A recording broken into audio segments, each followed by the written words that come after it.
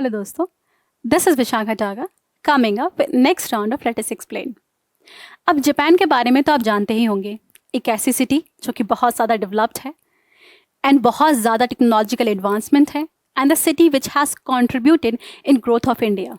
चाहे वो दिल्ली मेट्रो में उनका FDI या इंफ्रास्ट्रक्चर प्रोजेक्ट में डेवलपमेंट क्यों ना हो, या फिर Delhi Mumbai industrial corridor type project में उनका कॉन्ट्रीब्यूशन क्यों ना हो।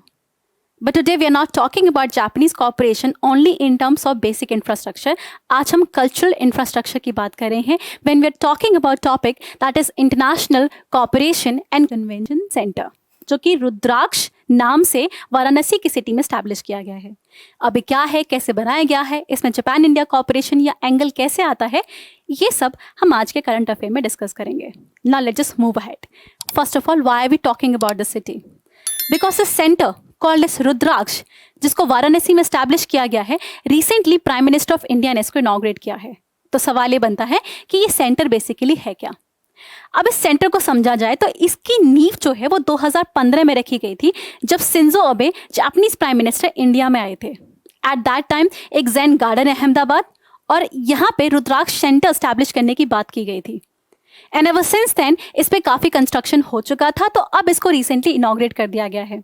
This is a 1500 crore project जिसमें 1200 पीपल कैन सिट। पीछे की आप बैकग्राउंड इमेज में आप देख ही पाए होंगे, 1200 people can sit in their. And with this इसको काफ़ी ज़्यादा इंपॉर्टेंस दी जा रही है बिकॉज इससे जापान और इंडिया कोलैबोरेशन पॉसिबल हो पा रहा है। रीज़न इसमें असिस्टेंस जापानीज थी, जापानीज फंडिंग, जापानीज टेक्नोलॉजी को बहुत यूज़ किया गया था, जो कि जीका से आता है। साथ में इसका स्ट्रक्चर इंडिया के कल्चर को प्रमोट करने के लिए बनाया गया है। दैट्स वाई इसके सेंटर में 108 रुद्राक्ष ट्री के सैपलिंग्स लगाए गए हैं और इसका जो ओवरऑल मॉडल है वो शिवलिंग जैसा है। तो ज़रा इसको और डिटेल में समझते हैं, उसके लिए इसका सिग्निफिकेंस समझेंगे और दूसरा ये भी इसको वाराणसी में क्यों स्टैब्लिश किया गया है, because Varanasi is a cultural capital of India. तो ज़रा समझें significance. In significance the first and foremost thing is Varanasi, as we talked about कि वो हमारी कल्चरल सिटी है। And that's why via construction of this cooperation model, we're actually promoting tourism. We're also promoting social and cultural interaction between people. जो लोग यहाँ पर आएंगे, Japan से आए या किसी भी सिटी से आए, अगर वो इस सेंटर में जाएंगे तो भारत के कल्चर से अपने आप को और रूबरू करा सकते हैं। And that's why this is very important. And this brings the creativity and dynamism in the structure. And this recognize Indian cultural tradition. जैसे लॉर्ड शिवा की जो शिवलिंग बनाई गई है। टू गो इन डिटेल मोर कि इससे और क्या फायदे होंगे, उसके लिए आपको जापान और इंडिया का एंगल डिस्कस करना होगा। जापान और इंडिया बहुत टाइम से कोलैबोरेट कर रहे हैं और इस प्रोजेक्ट से और क्लियर हो जाता है।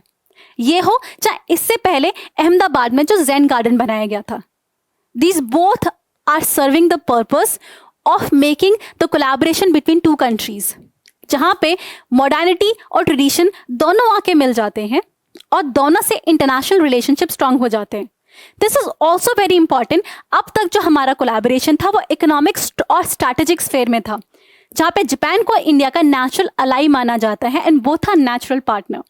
बट विद दिस हमारा कॉपरेशन अब कल्चरल स्फेयर में भी बढ़ रहा है। So which is the most significant कि अब कभी IR में अगर आप आंसर लिखने जाएंगे तो आप इन सभी डायमेंशंस के बारे में लिख सकते हैं कि it is not just strategic economic cooperation, it is also cultural cooperation. तो वहाँ पे आप आसानी से इसको एग्जाम्पल लिख सकते हैं। एंड विद दिस इस प्रोजेक्ट की सिग्निफिकेंस एकदम क्लियर हो जाती है। और अगर आपको कोई और डाउट हो तो आप कमेंट सेक्शन में लिख सकते हैं। I will come up with the next video. And if you like the entire video, you think it was informative, then like us, subscribe us and connect to us on various social media platforms because we are present there just to help you. Thank you so much.